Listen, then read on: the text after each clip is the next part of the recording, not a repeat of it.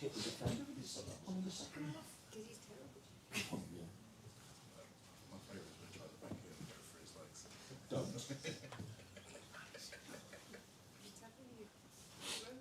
That was the moment where I completely lost it.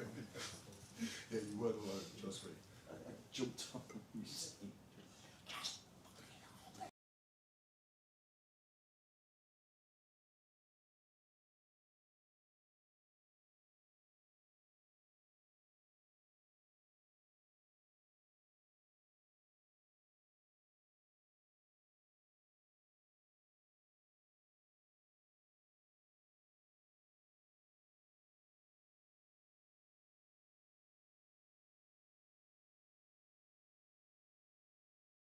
Good morning. Morning. Wow.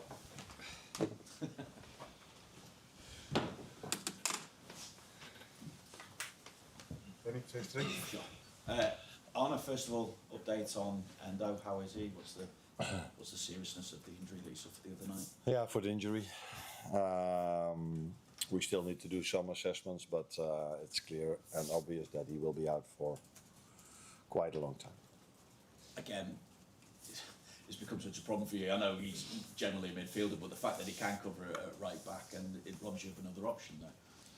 Yeah, but don't forget that he's a good centre back and a good midfielder as well. So and it's not as if in those positions, if you look at the number 6 position or the 2 centre back positions, we are quite vulnerable over there as well if something happens. So yeah, let's try to make sure players we have stay fit now. How does it all impact your thinking in terms of managing minutes? Because you're going Sunday, Wednesday, Saturday, but then of course you do have 8 days before you then face Nottingham Forest in the Premier League. Yeah. Yeah, not the first time this season that we have to play 3 games in 7 days, and I said many times, it's part of being a top club, a big club, that you play a lot of games. But 3 and 8 is already better, and some teams have 3 and 9. And then it also depends, of course, in the FA Cup what draw you have. And we play a very strong Brighton team because I think there are a lot of comparisons between Brighton and us.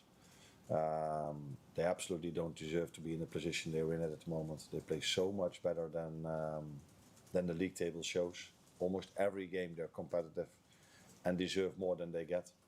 So yeah, it's another challenge and another.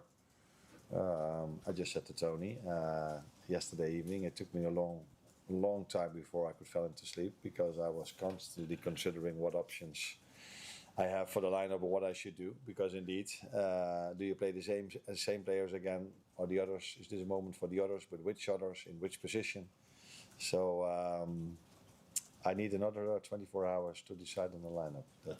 I take it then priorities come into it as well. So where does this competition come in terms of priorities? Because we would always assume in this situation that you're in this season that maybe Champions League qualification, league position is the priority this season. So what are you weighing up in terms of your priorities? We've got 3 priorities: FA Cup, Champions League qualification, and the Champions League. But we're also aware of the limited options we have. So in terms of the squad, so the load management is important as well, because the last thing we could use right now is another injury. But yeah, that is always the difficult balance for a manager, including his performance staff and medical staff. What is the best decision to make every single time? And it is also true that it wouldn't be for the first time that a player could get injured if he has to play 3 games in 7 days. But yeah, it happened also many times that a player could just play 3 games in 7 days. So that's the challenge we're having. But the most important thing is we have to train today, see how the players doing, listen to them, how they feel, and then make the best possible decision. That's all. Julie? Hey, Arne, when you're talking about you mulling over those options right now and thinking who you could bring in, youth here, you've seen young kids go and win a trophy. Is that something now you could delve into? Are you looking more at the younger end of your squad? I'm looking always at them because yesterday they trained again, all of them. But on a serious note, a few of them come closer and closer to first team football, and a few of them already had it with Rio and Trey. Games like this could be an option for them as well. But like I said, it's finding the right balance between because we do play a very strong and good team with Brighton tomorrow.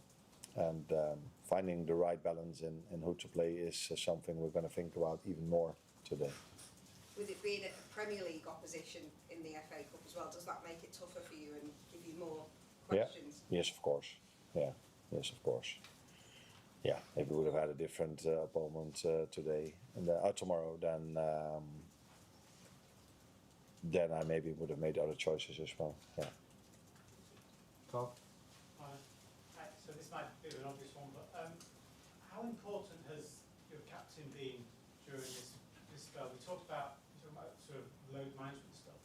He's played nearly every minute of every game.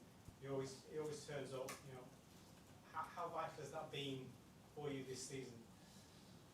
Vital, of course, because not even looking at the amount of options we have at centre back, because if he's not playing, there are no options left. Same for Ibu, by the way.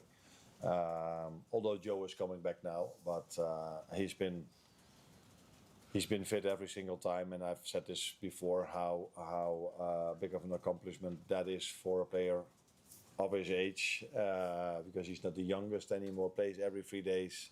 But that's not a coincidence, because if I look at how much work he puts in on a daily basis to recover, to be ready for the next, immediately when the game finishes till the moment the next game starts. And I've said before that it's always harder to stay fit in a season where you have where a team, and he as well, had so many setbacks.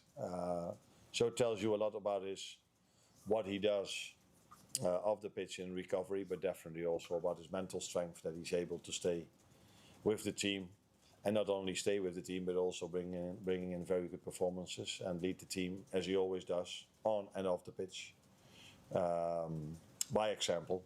And that is also what he did Wednesday night in Sunderland. You've spoken many times about improvements in both boxes, and obviously he's now becoming a threat. You know, attacking set pieces, scored again on Wednesday night, got the winner. So that's an important attribute to have. I would almost say in the current Premier League, it's the only attribute you should have, doing set pieces well. Yesterday, I again watched the game where set pieces were almost part of everything that happened during the game.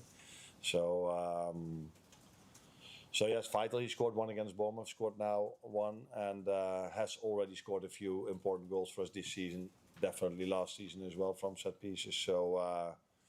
So yeah, he's a big threat in the air, offensively and defensively. Is really important for us, and not to concede. So yeah, vital, and I hope he will score many more for us in set pieces this season. Just to follow up on that, has your opinion on set pieces changed this season? Seeing how effective other people have been, has it made you change your thinking? My first thought through my head was no, because I've always said set pieces are it's almost impossible to win a big game of football with a negative set piece balance. And Premier League, every game is now a big game because the strength of the league. So, but looking at how where the league has gone to, I should maybe not say no. I should say yes, because it's yeah. I cannot stop talking about the importance of set pieces. It's every single day. It's so obvious. You have asked me multiple times what the difference is between our Champions League performance and our Premier League performance now. The most simple answer is set pieces, because in the Champions League we're top in set pieces. In the Premier League we're completely bottom, and that reflects in the league table as well. And yeah, the current Premier League is so much more about set pieces than it was last season. That even though I found it's very, very, very important, it's now gone through the roof in terms of how important it is. It's actually impossible to win the league if you have a set piece balance like ours. You need to have +5, 6, 7, 8, 9, 10 to even, no matter what you do in open play, to have a chance to win the league. Hello Arne, after the game in Sunderland, where you played without your Hungarian players for the first time in the season, what qualities or dynamics could return to Liverpool's game? Obviously, if you bring back them to the team, and how important might those be against Brighton? For a moment, I thought we won because of all different reasons, but now you tell me what the reason was why we won. Yeah, right. That's not. No. These two have been very, very important for us. So this is definitely a joke. How important these two have been for us? Was that your question? Yeah, and what dynamics or what qualities will them bring back to the team if you play them again? The energy both of them bring is very important to the team. Milos is, I think, has shown this season that that defensively is very, very solid, able to defend 1v1s against the best wingers in the world. And more we see what we saw in Bournemouth as well, that he's an offensive threat as well, that he has the power to go up and down, also to be an offensive threat. Dominic, I could almost say I cannot stop talking about him. All the quality he has, that is close to ridiculous. So off the ball, on the ball, can score a free kick. His work rate is at another level off the ball. So not only the way he runs, but the intensity he presses with, that's unbelievable. And I think we can all see how much technique and how much game insight he has. So if you are able to play right fullback, defensive holding midfielder, offensive midfielder, right winger, then you must have so many qualities if you're able to play in all these positions. So he's been vital for us this season and last season, by the way. And he will continue to be that for the upcoming season, like Milos. All right, thank you. Hi Arne, you mentioned at Sunderland that the away fans helped the team over the line in that last period of the game, but it felt like there was a greater calmness and assuredness about the team defending that late lead compared to the game against Manchester City. I think Curtis Jones came on and completed 100% of his passes, but you maintained an attacking threat. I think Sunderland only had one shot after the 75th minute. What do you need to do to make sure that that's the blueprint for how you deal with those situations in the future? Yeah, but I think City only had one shot after we scored against them. But that was immediately a goal, and that changes the momentum, that changes everything. So margins have been so small for us this season. Every single time when the other team has a bit of a sniff in the game, all of a sudden they score, and we need to put so much in it before we are able to score. I didn't see that many difference in the last 20 minutes than I saw against City. The big difference was that the first time they arrived after us scoring the 1-0, it was a goal. Before that, we were challenging them in their box to score the second.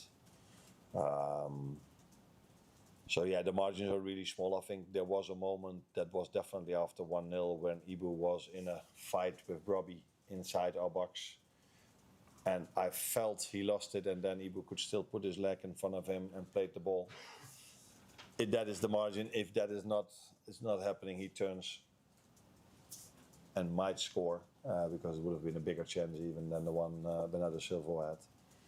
But Ibu defended it perfectly. But those are the small margins we are talking about, and I see a lot of football and I see a lot of chances being missed, but that's not happening a lot with our opponents this season. Sana. You're welcome.